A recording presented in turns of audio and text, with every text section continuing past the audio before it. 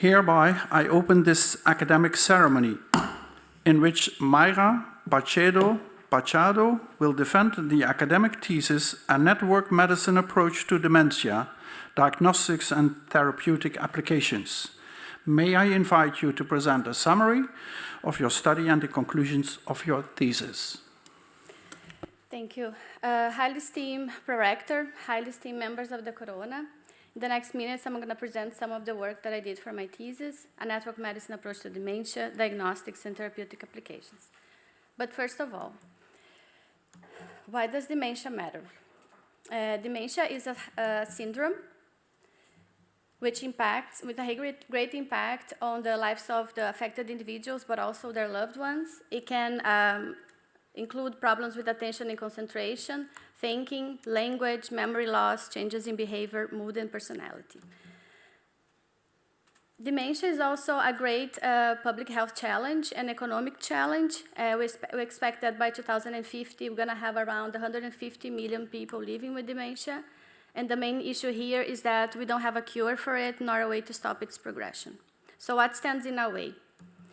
A main roadblock is the classification of dementia, where we essentially use umbrella terms, for example, Alzheimer's disease, vascular dementia, and we lump together people that, although might have the same phenotype, actually might have different mechanisms leading to the symptoms. Another shortcoming is the organ-based approach to dementia, or focused on neuropathology, vascular changes, neurodegeneration with increase or decrease of transmission. And this has been the approach also to the current approved drugs. So we have, for example, three main strategies for the treatment of Alzheimer's disease. One is related to early findings that Alzheimer's disease patient had loss of cholinergic neurons. So we have acetylcholine inhibitors to increase acetylcholine transmission. Also related to neurodegeneration, we have NMDA receptors antagonists to decrease NMDA receptor permeability, aiming for neuroprotection, and the famous anti-amyloid drugs aiming for amyloid reduction.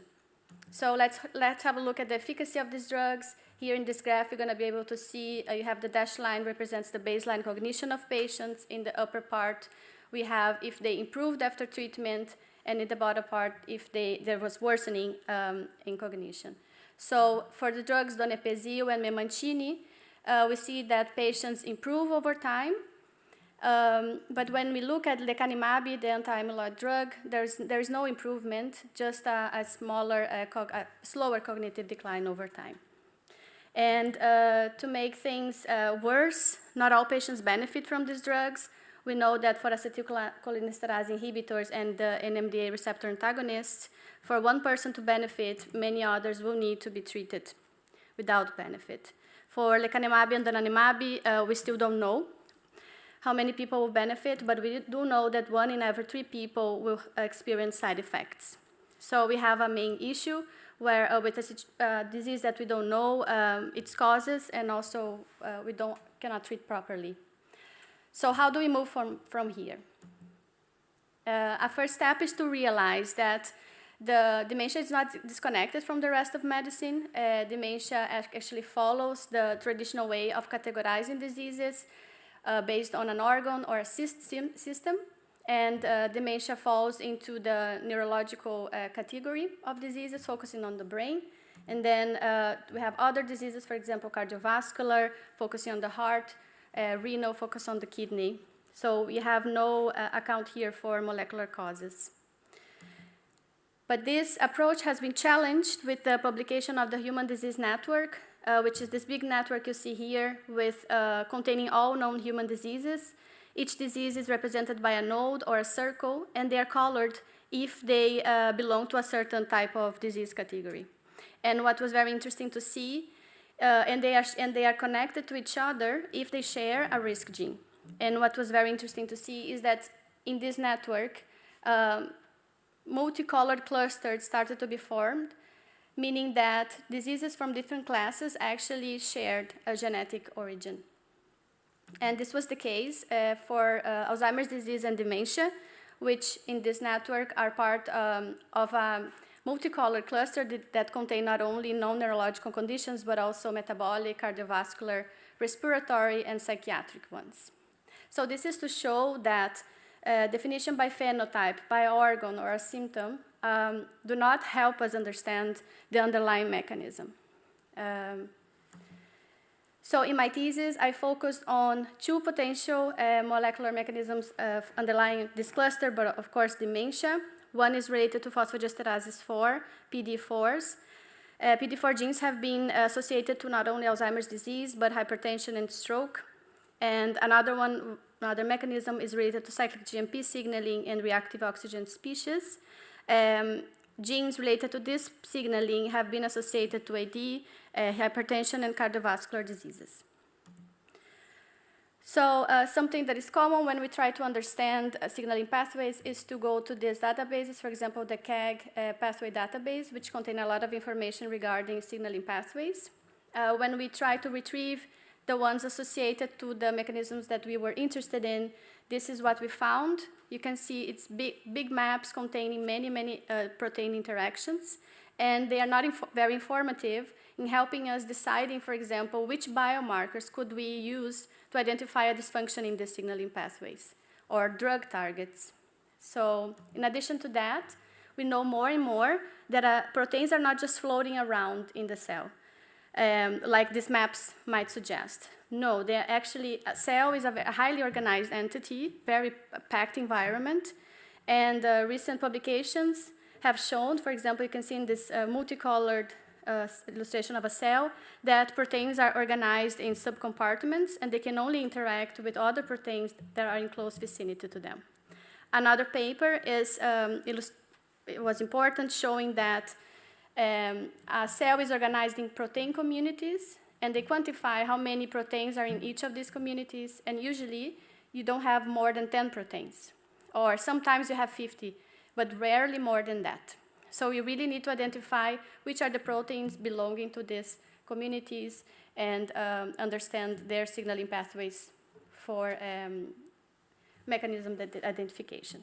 And this is what we did.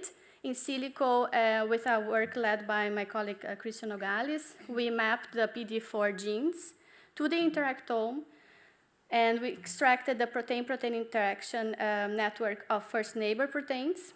And this was interesting to see that we have two major AD risk genes for Alzheimer's. We have APP and BIN1. We then pruned this PPI network to have a more actionable and comprehensive, understandable network. And of course, this is still not workable. We need to organize it in a signaling layout. So when we zoom in, then we can analyze the interactions between these proteins. And the idea is that understanding it better, how can we select biomarkers that will help us identify dysfunctional signaling in patients? So very interestingly, when we found a specific receptor that, when activated, can activate adenylyl cyclase to form synthesized cyclic AMP, and then bind to the type 2 regulatory subunit alpha of pKa, and then further phosphorylate substrates. This cyclic AMP signaling is negatively modulated by PD4s. Here in this network, we found PD4A, B, and D. So the idea is to use blood-based biomarkers. So our strategy here was we could directly measure PD4 protein levels from plasma, but we also developed a signaling cell-based assay in which we could, using Buffy codes, so blood cells, in which we could identify or measure cyclic AMP response after stimulation with a certain ligand, and also, therefore, PD4 response to this stimulation. So to test the relevance of these biomarkers, a great opportunity was the HOMEMA trial, in which they are testing a PD4 inhibitor, roflumilast, for the cognitive improvement in patients with amnestic MCI or mild probable AD dementia. And the idea is to test if our biomarkers are relevant to predict treatment response in these patients. So through a collaboration, we were able to collect samples from these patients. And so far, I measured some of them. And here you can see both cell-based assay and plasma biomarkers had bimodal distributions. And this indicates that a subgroup of patients had high levels of these PDE4-related biomarkers.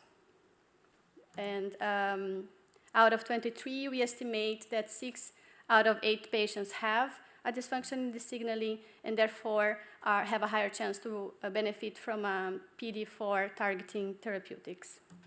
I also focus on another molecular mechanism, the one we call the ROS-CG.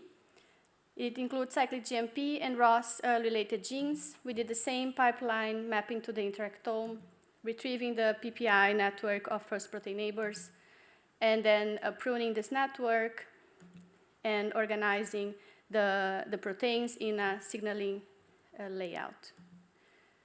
This signaling is related to reactive oxygen species-induced cyclic GMP dysfunction. So we have very relevant enzymes related to both cyclic GMP and ROS. So we also analyze this signaling pathway to understand which biomarkers we could use to identify dysfunctions in patients.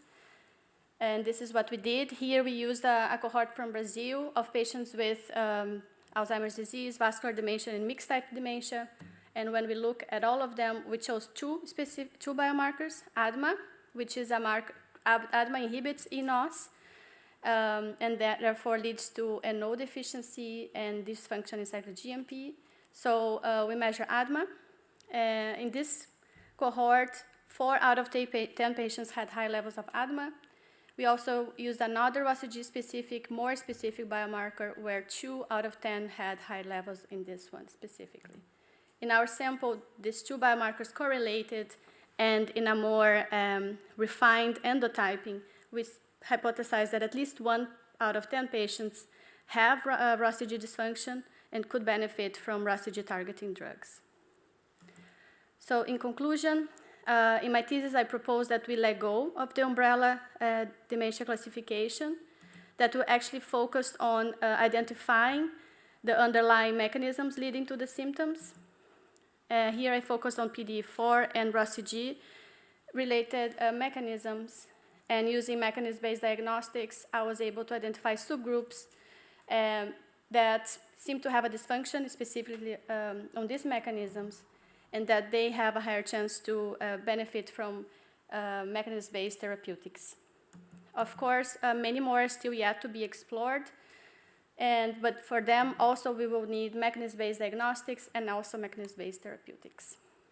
I'd like to thank you all. Thank you my promoters, my VPN team, my collaborators, and I give the word back to the prorector. Thank you for the presentation. And before we continue with the opposition, I would like to introduce the promotion team, who's opposite from me, with the supervisor, Professor Schmidt, who's holding a chair in pharmacology and personalized medicine at the Maastricht University. Welcome. And the co-supervisor, Assistant Professor Casas, whose expertise is also related to the chair, pharmacology and personalized medicine at Maastricht University. Welcome. Now the opposition will be opened by the chair of the assessment committee and secretary, Professor Dr. Blokland, who's having a chair in comparative neuroscience at Maastricht University. The floor is yours. Thank you very much, Prorector. Well, first of all, I would like to congratulate you with the nice thesis and, of course, also your promotion team that helped you to write the thesis. Yeah, I see a network with a young person and an older person, probably referring to the older person when we talk about this thesis. But of course, maybe already at a young age, you may already have some features that could predestine yourself into a state of dementia at a later age. That could be, maybe that's something behind this whole picture here, what I see. Of course, the first thing what you do is you read the thesis, and the last one is just the answer blowing in the wind. I will not sing it, but I think we all can imagine how it sounds like. But I hope that thesis didn't give us no answers and answers still blowing in the wind. We would like to read something about answers in this thesis, of course, because blowing in the wind, we would not make progress in science. But okay, let's ask something more serious about the thesis.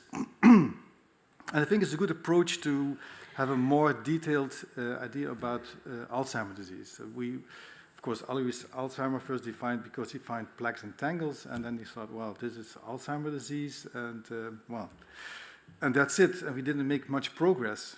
But there's a little bit of a hype these days to make subdivisions in Alzheimer's disease. There was a big paper about 5 different subtypes. But already in 1994, people had already ideas that there could be several subtypes based on pathology. So, I mean, it's not a new idea. It's kind of a reinvention of science. But hopefully we make progress in that we can maybe understand Alzheimer's disease better, and that we also may find treatments for these different subtypes. But maybe you know the paper of the 5 different subtypes. I saw you commented that via LinkedIn, so I was aware that you were aware of that. But you also highlight different subtypes in your thesis based on the disease network, based on genes. In this paper from January this year, they make subtypes based on proteomics. So I wonder how, because proteomics and genes, they are related, of course. I mean, it's not that they're independent of each other. But do you see similarities between the findings from your perspective, from genes and networks and interactions, and proteomics? So what do we learn from these 2 approaches? Can we see an overlap, or are they totally separated? Highly esteemed opponent, thank you for your question. Yes, I found the paper very interesting, and I can find some correlates between mostly in the approach. So they are also after finding the subtypes or more mechanistic related phenotypes. But however, there are some differences in terms of the approach or how to get there, right? So they use proteomics. It was very interesting to find that also they validated in many cohorts, right? How this proteomic pattern would distinguish these subtypes. Our approach is more related to risk genes. So starting that from the C genes, understanding which could be the networks dysfunctional, right? And I think our perspective tries to also take into account the fact that cells are, how I explained in my lecture, very highly organized in a temporal and spatial matter. What I could say is that proteomics, yes, they found 5, but my question would be, what if within this 5, we also could have different mechanisms leading, for example, to subtype 5, which I remember was related to blood-brain barrier impairment. Right, so that could be a correlate to ROS1 dysfunction, but as we understand, maybe other signaling pathways could also lead to the same blood-brain barrier impairment. So I think our approach tries to understand and derive from the protein-protein interactome. So. Yeah, but you didn't have a look at the proteins that they found and the genes that you found. So our CG I had a look. And the pathology of the proteomics, they clustered around this blood-brain barrier deficit. Yeah, so I had a look. I found that they associated each proteomic subtype to certain risk variants. It was interesting to see that within the subtype 5, we had, I think, more ApoE4 carriers. So in our signaling, we have ApoE2 in the ROS1 network interacting with NOS3. And there are some experimental validations showing that ApoE, depending on the isoform, could lead to NO synthesis from NOS3 and others not. And ApoE4 does not. Yeah. So the isoforms ApoE3 and 2 can stimulate NOS3. So that could be a proximity, I would say. But I also found that they have different variants depending on the subtype. For example, APP, I think, for the subtype type 1, if I'm not mistaken. Okay. So we need a little bit more of interaction maybe to find out which networks, which genes, or which targets we could maybe identify for treating 5 different subtypes, or maybe, Yeah, so we could, I think, learn from each other, maybe start starting from this proteomic subtypes and then identify the networks underlying then these changes in proteomics. Yeah. Okay, but so this is a very biological approach, and already what you showed in your first slide or second slide is that, of course, there's of course also a clinical feature, and it's quite well. It's like a social interaction. It's also cognitive, but there's also other clinical phenotypes that are associated with the Alzheimer's disease. But so now we make the 5 different subtypes. So do you know anything about if that's also validated on a clinical level, whether you can also dissociate these different subtypes on a clinical level? Because that would, of course, make more sense than just trying to find some biological changes and see and just make a differentiation based on biology. Do you know about anything about differentiation on a clinical level that would allow such a subtype division on a biological basis? From our approach? Or whatever, I mean, so risk genes or proteomics. So we didn't do this approach. We didn't go for the clinical. I think it was more important to go for the biological perspective of it. I think there might be ways that you can try maybe to correlate with imaging and see if there is a differentiation. Right, we found some differences in terms of some subtypes have higher levels of our markers, so that was interesting to see. But I think phenotypes are overall can be very misleading. But maybe for the future, yes, we could try to see if there was some correlation with phenotype, with more symptomatic phenotype. Yeah, but so I saw this. You have a cohort from Brazil. Didn't you get data on the clinical features of these patients? Because then you could also try to make kind of a match and see whether these subtypes could also be differentiated on a clinical level. And that would, for me, as more like a psychologist also, that would make maybe more sense than just looking at the biology and looking more to the patient as a patient with problems. Yeah, I agree. I think it would be interesting to check then our biomarkers. We have data not only at the moment I analyzing related to the diagnosis given. So if this, and this is usually based on imaging to validate if it's Alzheimer's disease, pure vascular or mixed type dementia. So I have this data. I think it will be interesting to check if there's any differentiation, for example, at the type of changes in the brain, changes in volume, or type of vascular associated change. Okay. Thank you very much for your answers and our discussion. I give the word back to the prorector. Thank you. The opposition will now continue by Professor Hilbig. She is member of the assessment committee online. The University of Maastricht is very happy to have external reviewers and members of theses. She is holding a chair in neurology at the Federal University of Health Science of Porto Alegre in Brazil.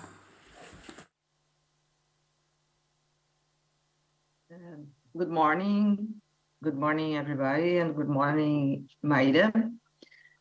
First of all, thank you for inviting me to evaluate your thesis. It's been a pleasure, but also an opportunity to take some time to think about our everyday practice with dementia, which is a very devastating disease.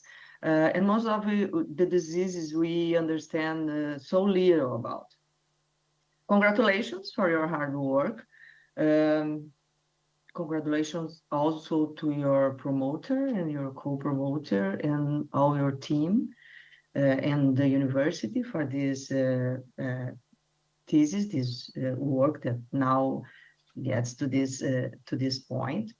I understand you dedicated a lot of time and effort to do this, and this is very important. I really like your thesis and the idea of the network medicine. your work aims to contribute to diagnosis and treatment of this kind of disease. We see dementia as a final point, and we have different kinds of dementia. And we see like Alzheimer's disease, which is more pure, I guess. And many other, this is a syndrome, and many other diseases can lead to dementia. And this is this is what we do in clinic. We try to differentiate which is Alzheimer's disease or related to other diseases that you put here in the network as the same, in the same phenotype, in the same group. And this is very interesting because we know nothing about how we get to this point, the mechanisms that we are seeking. I have always thought that it's impossible to treat something you don't know the mechanisms, and we've been doing this as a scientific community doesn't know the mechanisms, and we are still treating. I think we do a lot treating symptoms and relieving patients suffering from this disease, but something is missing. You expose in your initial chapters how confused the many existing classifications are, keeping apart clinicians and research. And it's been more than 100 years since the first pathology description. And the force around the amyloid beta, it's been too long. It really seems that we are in the wrong way. And here I can hear your thoughts about this. And now we have, you mentioned in your presentation, now we have a different kind of treatment, mainly trying to slow down the disease. How do you feel this new approach? I know you talk about a little bit, but I'd like to have your thoughts in a deeper way. The results of the beta amyloid prime.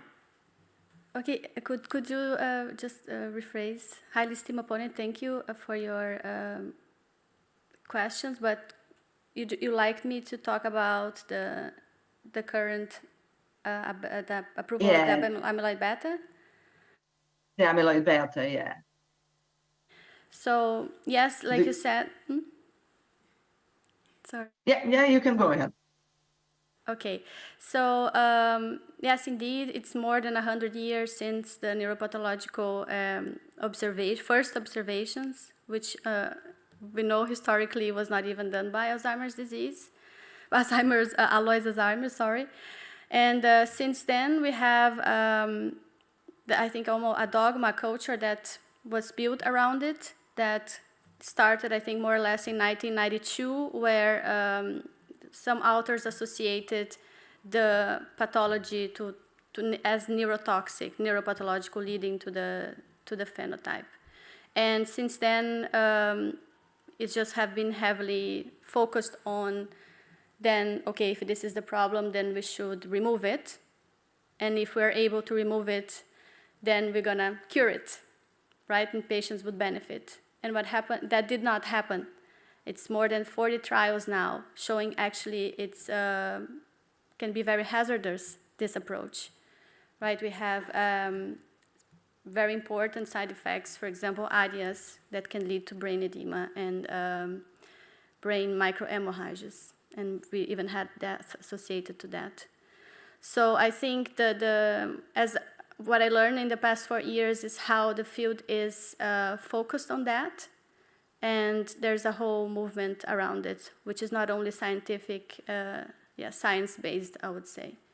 And I think that's why I also included that saying in my propositions, that I understand that the blowing in the wind is not that it's being carried away, but actually the answer is around us. And it's a metaphor, right, for all the evidence that we have showing that many other mechanisms can lead to the final neuropathologies we see in the brain. So I understand them as a final consequence of upstream dysfunctional signalings. And this is what we went for in my thesis. We wanted to explore the specific ones.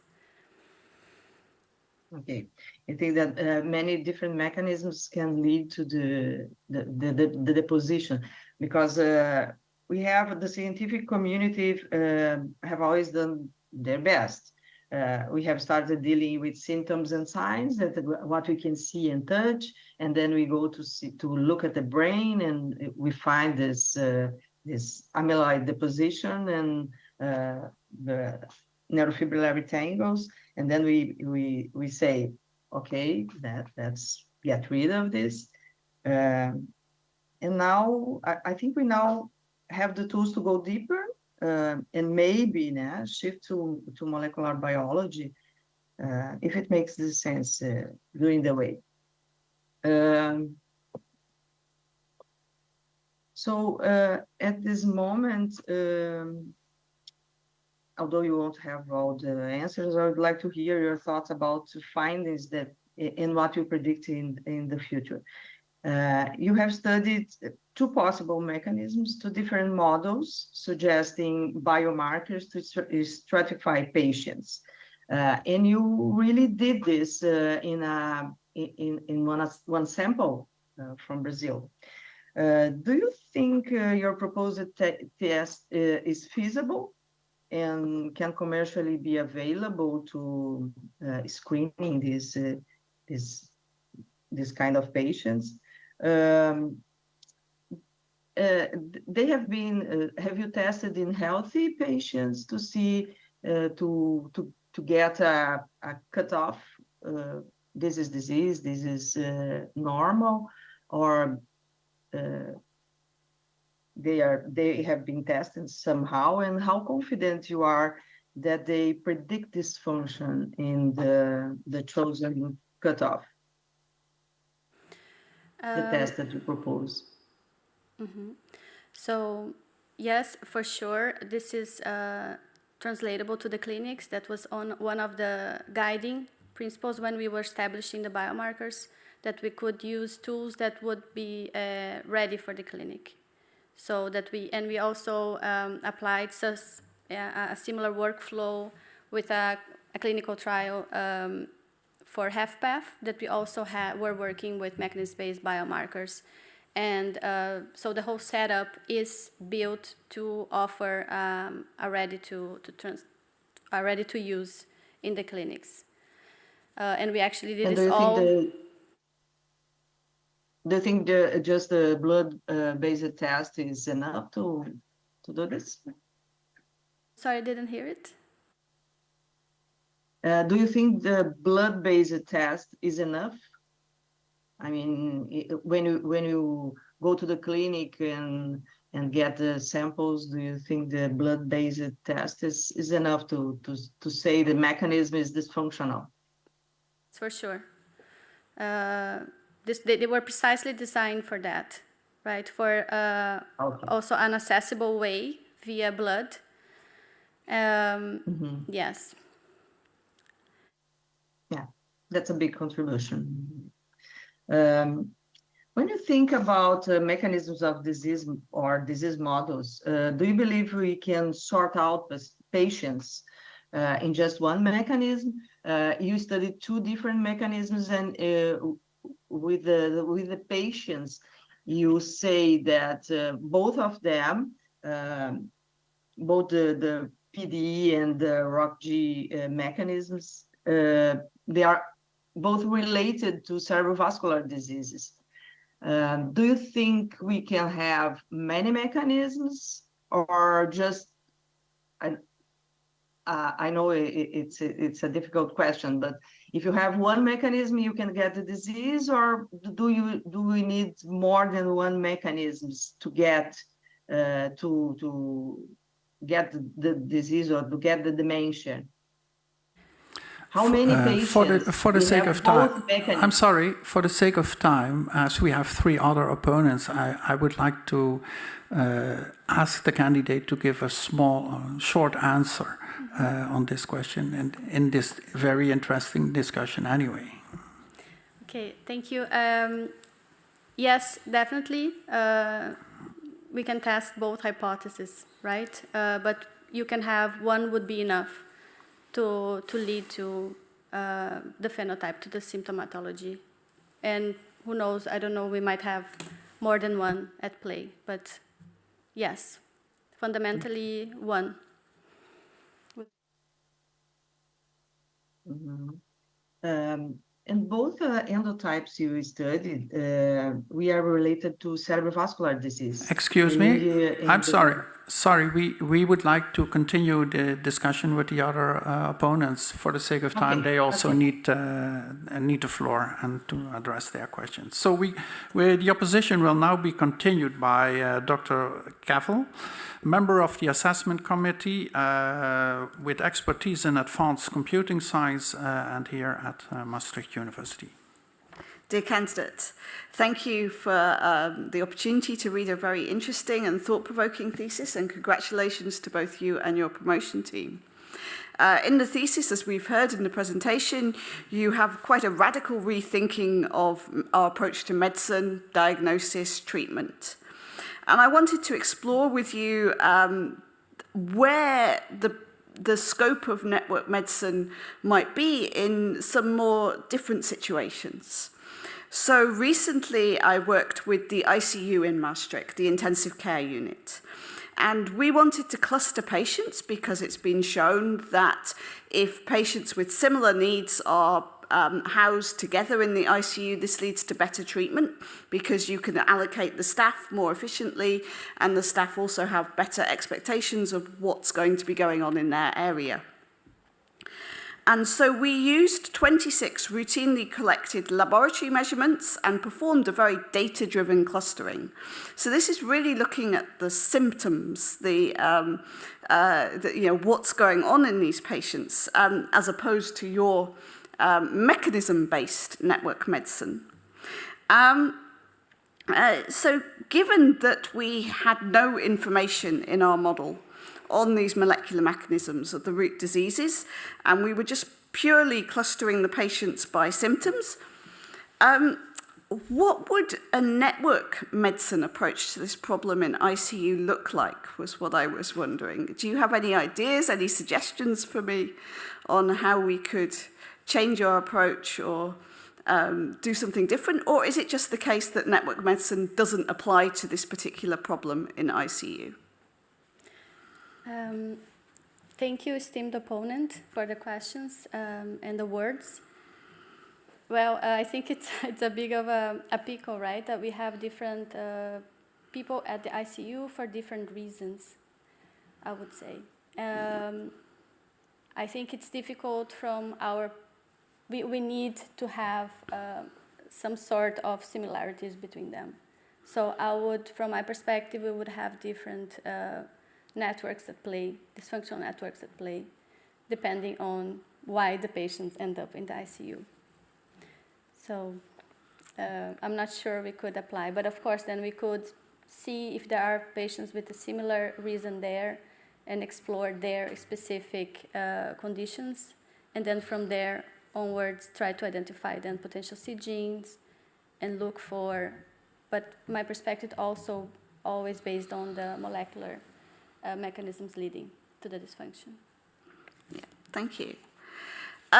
So going on from there, in chapter 4, you identified this de novo construction of a signaling molecule that you hypothesize is relevant for dementia. And I know from having done a lot of pathway analysis myself that even with very known pathways, if we look at KEGG and Reactome and several other databases, say for apoptosis, you'll find that there's very few genes that are supposedly in apoptosis in all of those different databases. Everyone has their own definition of where the pathway boundaries are. And this can be a big issue for our pathway analysis, because if different people are working with different definitions of the boundaries of pathways or the boundaries of signaling molecules. So do you have any ideas around how you would go around checking the boundaries of your proposed signaling molecule? Did you do some checking around the boundaries, or could you extend your work to look and see, you know, should all of these proteins be included? Are there ones that are one or even two steps beyond that should also be included? Yeah, very interesting question. We derive from the network, and from there we checked how these proteins interact with each other to try to come up with a signaling rationale. So we investigated, and you can see in that module we added, for example, adenylyl cyclase, which is a core enzyme of this pathway, which was not present in the original network, but needs to be there. Also the catalytic subunits of pKa to also understand. But in this module we had a very precise complex there, and we could work from that onwards. But yes, we can try, I think, with expert knowledge, add the necessary information also to build up the biomarker rationale. So it's an expert knowledge-driven addition Yes. into the modules. There's no sort of data-driven rule that we can. Add that from that point onwards? Oh, No. for to build the modules. No. No. No, the build of the network was data driven. Yeah, the network. Yeah. But then you said you added some. After that, for the biomarker, to go to the wet lab, Okay. and then to derive the cell signaling assay. Yes, with experts' input. Okay. And I also had a question around chapter 5 on page 152. So here you show various features in different subsets of patients, and you show the correlations between these features. And what really interested me is how some of these correlations, for instance, in the top left of the plot, if you compare, say, panel A with panel C, you see a positive correlation, not a strong positive correlation, but a clear positive correlation, switching to a negative correlation. And if I were to see this with gene expression, I would say that was differential co-expression, and I would say that was a very interesting feature that we often miss when we look at large cohorts, when we look at mixtures of different disease mechanisms happening within the same group, because in some of them they have a positive correlation, in others they have a negative. So that's, say, between the PDE4 and the PDE4D in panel A versus panel C. Did you investigate these sort of switches between groups that that you suddenly see a positive correlation churning into a negative correlation? No, this is specifically one we didn't further investigate. Because this is PD4 with PD4D, correct? Yeah. And then A is considering the whole sample? Yeah, I mean, it's even stronger if you look between C and D, for instance, where you've got two different groups, where you get the mixed dementia versus the vascular dementia. Yeah, so these were the two biomarkers that we were investigating, correct? And yes, for this at the moment, I think we could explore, but one is a total PD4 related one, and the other a more specific PD4 related one. Okay, thank you for your answer. I'll hand back to the product. The opposition will now be continued by Professor Köhler, who was also a member of the assessment committee holding a chair in neural epidemiology at the Maastricht University. Yes, thank you. Let me first also express my congratulations for your thesis to you and your two supervisors. I was particularly happy to read a quote from Thomas Kuhn, which is actually one of my favorite books, The Structure of Scientific Revolutions. I think it's a must-read for each PhD student working in science. I also learned a lot about system medicine and how to apply it to the field of dementia research. As you know, I'm not having a background in that. I'm not sure I understood everything of it, but that's good that we're here, because then we can discuss and maybe you can help me understand some of these things that I'm struggling with. So I had also had a good look at chapter 5, which was very interesting, where you looked into what you call disease modules and all-cause dementia and different subtypes of dementia. And if I understood correctly, the aim really is to find some upstream causal mechanism that might lead then to other biological changes, maybe also beta amyloid, tau changes in downstream, and the clinical phenotype. And it's really important, as you pointed out in your presentation, to find new working mechanisms that we could, where we can develop disease-modifying treatments maybe for. Now, as an epidemiologist, of course, I was reading it through that lens, so you use observational data to dig into it. So this is not a clinical trial, but you analyze data within a clinical trial, but it's not that you assess efficacy or so. So I was wondering, how can you be sure that what you find is some true causal mechanisms? What was the evidence you think in your work that really points or might invoke causal mechanism? Can you that maybe explain to me? Highly esteemed opponent, thank you for your question. So both ROS-G and PD4 related module have, first they derived from risk genes. And so that's your connection to a potential causal mechanism. And for the PD4, we found PD4A in the literature, PD4B and D have been associated to AD or rate of cognitive decline. For the ROS-G, yes, we have NOS3 there, an important risk gene for AD, but also for hypertension. And there's also some experimental validation showing ROS-G, for example, leading to the phenotype such as hypertension, also blood-brain barrier impairment and cognitive decline. Mm-hmm. Okay, so, thank you. Yes, so there are some mechanistic or biological plausible explanations for an association, I understand. But when I look at your data that in chapter 5, so instance on page 149, the figure 5.2, where you show the correlation matrix between different clinical symptoms or characteristics, the correlations that you find are relatively low, they're low to moderate, between 0.2 and 0.4, and sometimes they are significant, sometimes they are not. And for me, one aspect of or one inference for causality would be if you would find strong associations between your causal agent or mechanism and the clinical expression.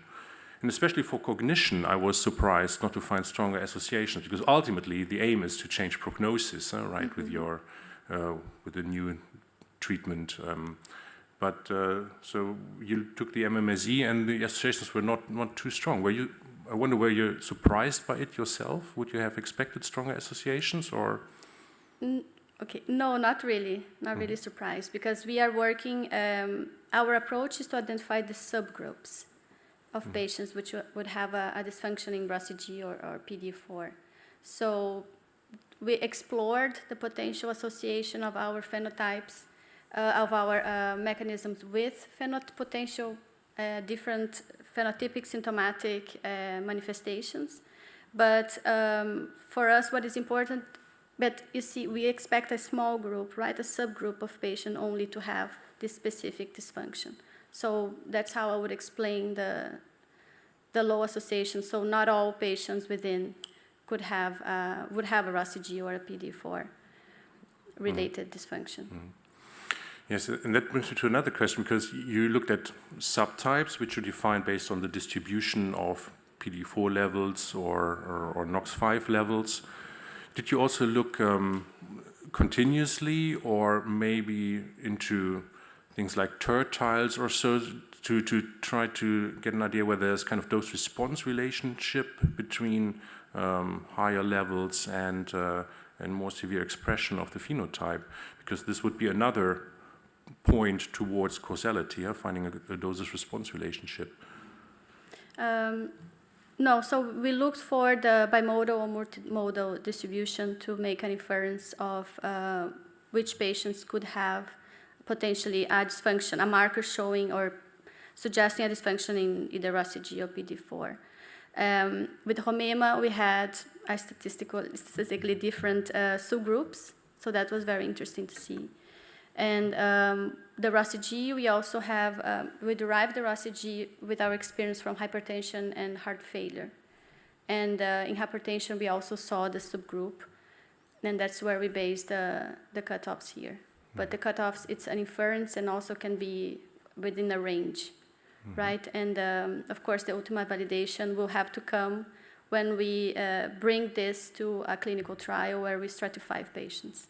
Okay. But I think it's important to mention that ROS1 have been used in as biomarker for a clinical trial in HFpEF, and it correlated with efficacy, with a specific targeting this module.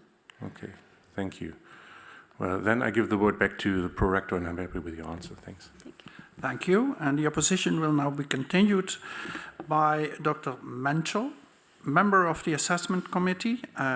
She's coming from Essen. Thank you for coming. And her expertise is experimental stroke and neurodegeneration at the Department of Neurology, University Hospital in Essen. Thank you. First of all, congratulations to your highly exciting thesis and work. And I have a question regarding chapter 3, where I found two. Moment, I have to change lenses. We have to found two little contradictory sentences. So first, at the beginning of the page, you said approximately 40% of all cases of dementia can be potentially preventable by lifestyle interventions alone. And then you go into the conclusions where you state that it is necessary, so the new discovery pipeline is necessarily must begin with genetic-based disease module discovery. So that sounds a little bit contradictory for me. Can you comment on that? So you want to change with, start with gene, and you said that dementia can be prevented or changed or maybe better with lifestyle changes. So, esteemed opponent, thank you for your question. I'll try to answer as I understood. Yes, that's what we know. We can. That's what we estimate at the moment, that 40% could be prevented just by modifying risks, associated modifiable risk factors. Regarding our approach, it doesn't mean that all of these people or the 100% would have a genetic basis for the development of dementia afterwards. okay. But it's our approach is to start from the known risk genes to identify the networks, and these networks could be dysfunctional due to environment or to a lifestyle. Okay. You don't necessarily need to have a mutation in a gene within the network. That actually leads to my second question. Would there be a test to check for lifestyle instead of genes? So could you, adhere to, so is there, I don't know, a medicine network approach for lifestyle, behavior, maybe? Yes, so I think we have to have a screening for identify how people could improve their lifestyle in order to prevent. Yeah. And yeah, many dysfunctional networks, for example, I can recall now exercise could improve ROS1G related signaling, for example. Oh, okay, great. There is experimental data showing that. So in that sense, yes, I think we could even test if some specific risk factors related to lifestyle would change specifically this or that signaling, or disease mechanism. So then I will move on to the chapter 4, where I found it, and you mentioned that already. So you found a signaling pathway which you at least in the figure was intracellular, and then you check for blood levels. Is it the same signaling pathway, or because one is intracellular and you check also for that, but is the blood value really valuable for the same signaling which is intracellular? Did you check for that, or? Yes, so that's why we went for these 2 strategies, right? Could we predict patient benefit just by using circulating and measuring circulating levels of proteins relevant to this module? And then we also had a signaling cell-based assay to identify within the blood cells, circulating blood cells. So these are just 2 approaches to see. But they're different approaches, or is the blood value reflecting the signaling intracellular too? You know what I mean? With that, I can only suppose some potential. Yes, we would think, yes, they would represent also dysfunctions in different parts of the body, right? We just use the blood cells as templates, and proteins are expressed, 60% of proteins are expressed in most cells. Okay. So this information could be coming from other parts. Okay, so it might or might not. Yeah. Okay, thank you. I think I have one last question, or time for one last question. Could you speculate for the future? There's one patient with some signs of dementia. He's coming to the, whatever, in 10, 20, 50 years, future doctor. And then what happens? So they take a lot of tests, and for one mechanism, for more, could you speculate what you think will happen? So, because you found a lot of subgroups in already this 23 Rumema trial patients, and there might be hundreds more, right? So yeah. So yeah, how I envision the future, we here were able to explore 2, and this is just the beginning, correct? And we would like now to also be able to validate this clinically. And ideally, we would use this at the clinical site.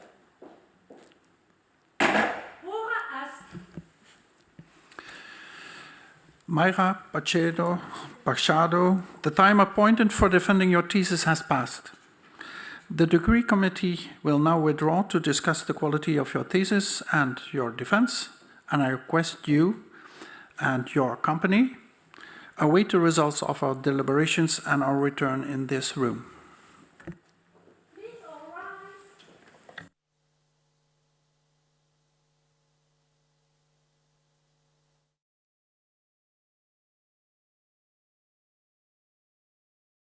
The PhD defense has now ended. The degree committee will debate the candidate's performance behind closed doors. This process usually takes about 10 minutes.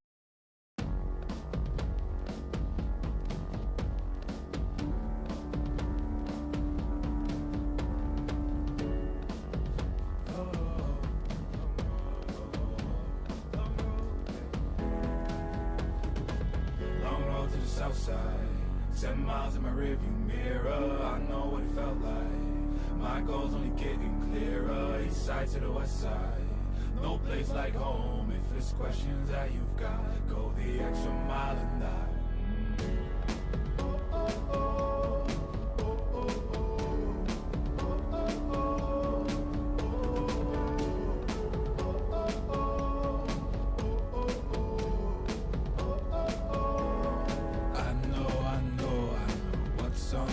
blind.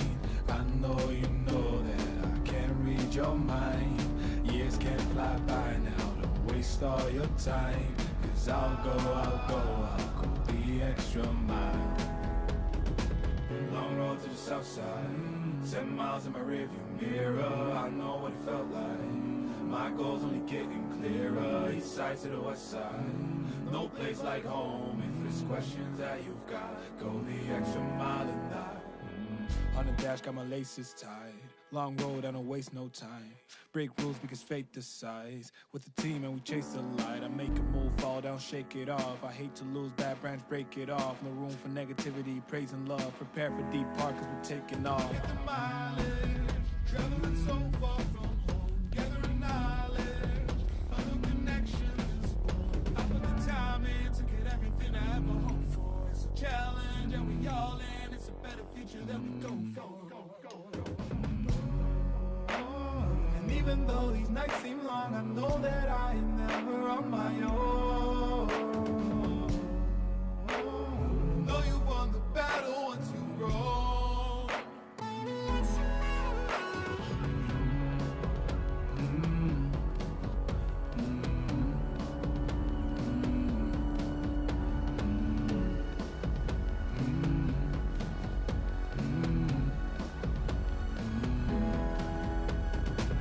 Long road to the south side, 10 miles in my rearview mirror. I know what it felt like. My goals only getting clearer. East side to the west side, no place like home. If it's questions that you've got, go the extra mile and die. Long road to the south side, 10 miles in my rearview mirror. I know what it felt like. My goals only getting clearer. East side to the west side, no place like home. If it's questions that you've got, go the extra mile and die.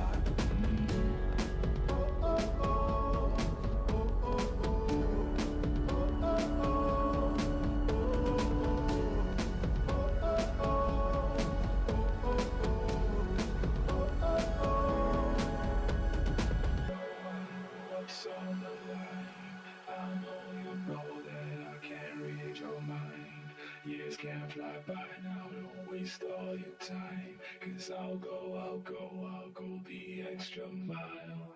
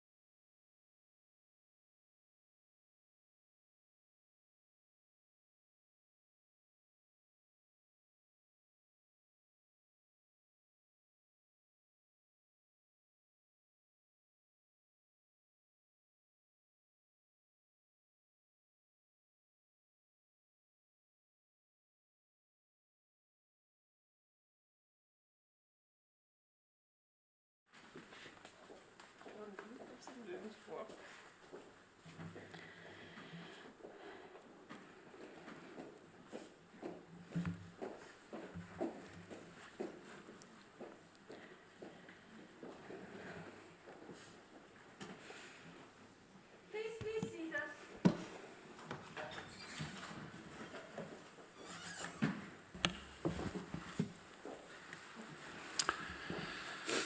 Mayra Pacheco Pachado, the degree committee here present has assessed the quality of your thesis and your defense. In view of its positive verdict and taking into account your previous qualifications, the degree committee has decided to grant you the degree of doctor. Professor Schmid is authorized to confer upon this academic distinction in accordance with Dutch university custom. I invite your supervisor to now take the floor. Please all rise. Mayra, do you promise to work in accordance with the principles of scientific integrity at all times, to be careful and honest, transparent, independent and responsible? Yes, I promise. By the authority vested in us by law and in conformity with the decision of the committee here present, I hereby confer upon you, Mayra Pacheco Pachado, the degree of doctor and grant you all rights attached by custom and law. As evidence of this, I now present you with the degree certificate signed by the rector, the secretary and the other members of the committee and affixed with the official seal of the university.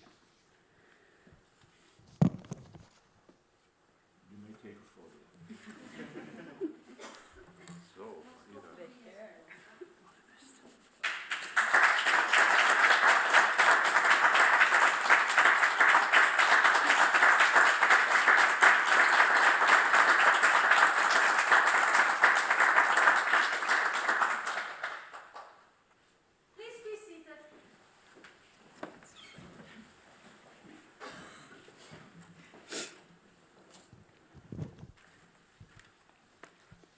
Okay, can I start?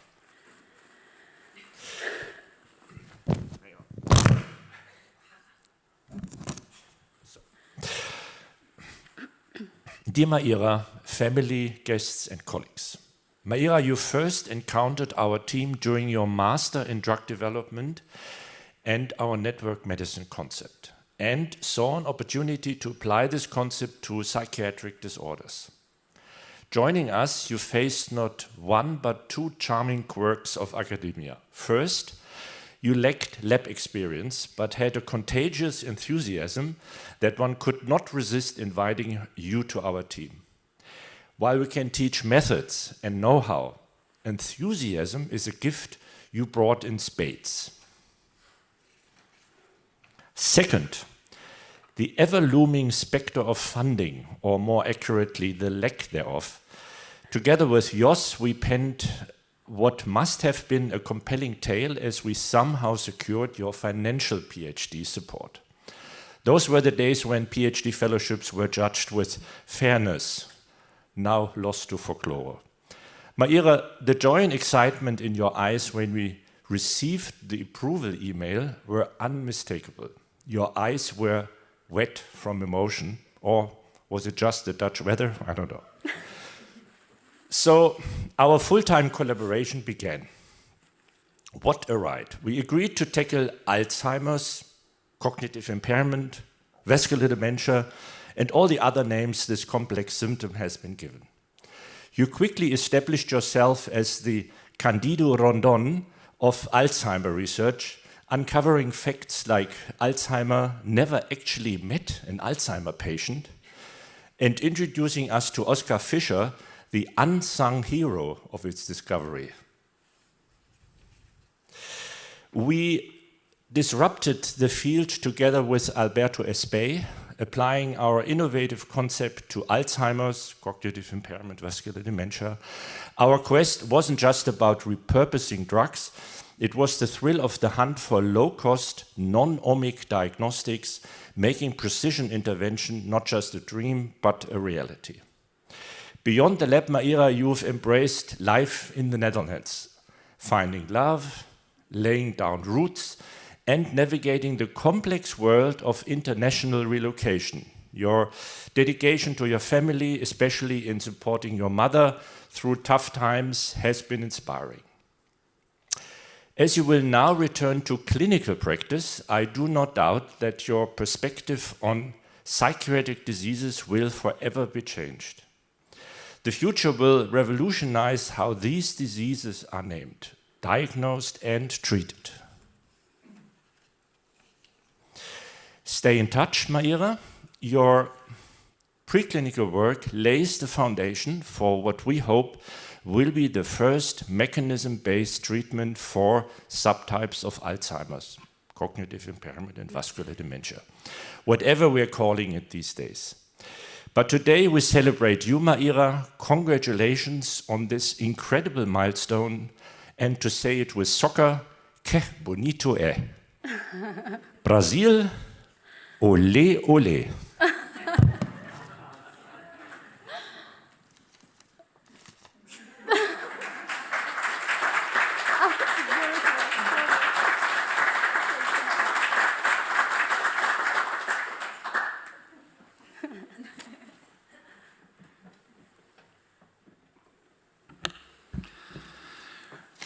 Dear Dr.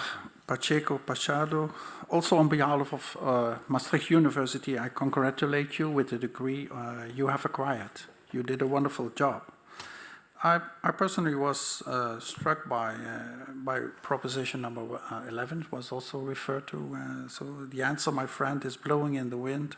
The answer is blowing in the wind. And I remember when I was a young guy and I drank a lot of beer, we were all singing this song as we... Yeah, Bob Dylan was one of our favorites. But I think as a scientist, the answer is in testing new ideas and concepts, and that's what you did. I don't think people are going to sing this kind of song, but it should be, in fact. And with that, I would like to end this session, not before having some logistical things. And one is that there is a reception afterwards. But before that, we will take a picture here with you and also the external member of the committee. And after that, we will go to the stairs. We'll go outside, and I urge you to wait for us then. And then finally, we move on to the reception. With that, I close this session. Please all rise.